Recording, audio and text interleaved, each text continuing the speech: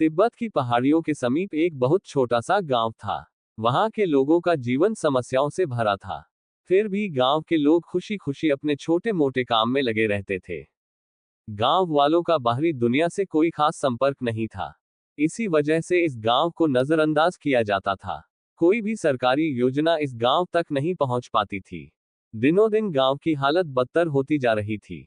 गांव के सभी लोग पुरानी प्रथाओं के अनुसार ही गौतम बुद्ध जयंती मनाया करते थे, और इस दिन गांव के ज्यादातर लोग बौद्ध भिक्षुओं की तरह पोशाक पहनकर ध्यान किया करते थे। हर साल की तरह इस बार भी गांव में गौतम बुद्ध जयंती मनाई जा रही थी। गांव के सभी लोग उत्साहित होकर त्योहार का लुत्फ उठा रहे थे। तभी अचानक जोरदार बारिश होने लगती है और 2-3 घंटों की बारिश में गांव संकट की स्थिति में घिर जाता है। गांव के चारों तरफ से पानी की बड़ी बड़ी लहर आने लगती है। गांव के सभी लोग अपने बच्चों और जानवरों को लेकर पहाड़ी के शीर्ष पर पहुंच जाते हैं। ऊपर पहुंचने से सभी अपनी जान तो बचा लेते हैं, लेकिन उनका गांव बाढ़ में तबाह हो जाता है। गांव वालों को अपने घरों से ज्यादा इस बात की चिंता होती है कि इस बार वह बुद्ध जयंती नहीं मना सके। पहाड़ी के ऊपर बैठे बैठे शाम हो जाती है और सभी गांव वाले दुखी मन से पहाड़ी के ऊपर बैठे होते हैं। तभी उनमें से एक बच्चे की नजर गांव में बैठे हुए एक बौद्ध भिक्षु पर पड़ती है।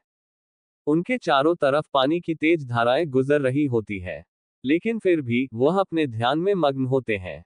जैसे ही बच्चा ये बात गांव वालों को बताता है, सभी लोग उनकी तरफ देखकर हाथ जोड़ लेते हैं और उन्हें लगता है कि यह जरूर कोई अच्छा इंसान है जिसने उनके गांव की परंपरा को टूटने से बचा लिया और इस वर्ष भी सुबह से शाम तक ध्यान लगाने की प्रथा बनी हुई है। गांव के चारों तरफ पानी होने की वजह से किसी की हिम्मत उस भिक्षु तक आने की नहीं होती। सभी पहाड़ी के ऊपर से जिज्ञासु भरी नजरों से उन्हें देखते रहते हैं। जैसे जैसे रात होती जाती है, गांव में पानी का स्तर और भी बढ़ता जाता है। लेकिन जिस स्थान पर बौद्ध भिक्षु बैठा होता है, उसके चारों तरफ प्रकाश की अद्भुत रोशनी दिखाई देती है, जिससे सभी गांव वाले चकाचौंध हो जाते हैं। अब उन्हें लगने लगता है कि हो ना हो यह जरूर कोई पुण्य आत्मा है। इस गांव वाले सारी रात यह नजारा देखते रहते हैं और देखते ही देखते उन सभी की नींद लग जाती है।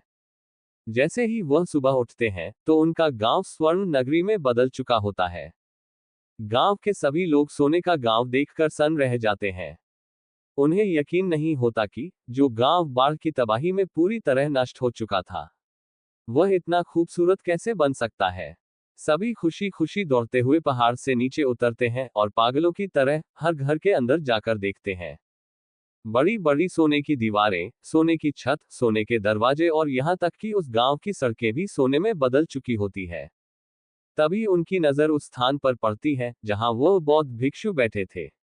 गांव के लोग देखते हैं कि वह भिक्षु भी सोने की मूर्ति में बदल चुके थे। सभी उस मूर्ति के सामने सर झुकाकर अभिवादन करते हैं और उन्हें धन्यवाद देते हैं। गांव के लोगों को पूरा यकीन हो जाता है कि इनके चमत्कार की वजह से ही यह गांव इतना खूबसूरत बन गया।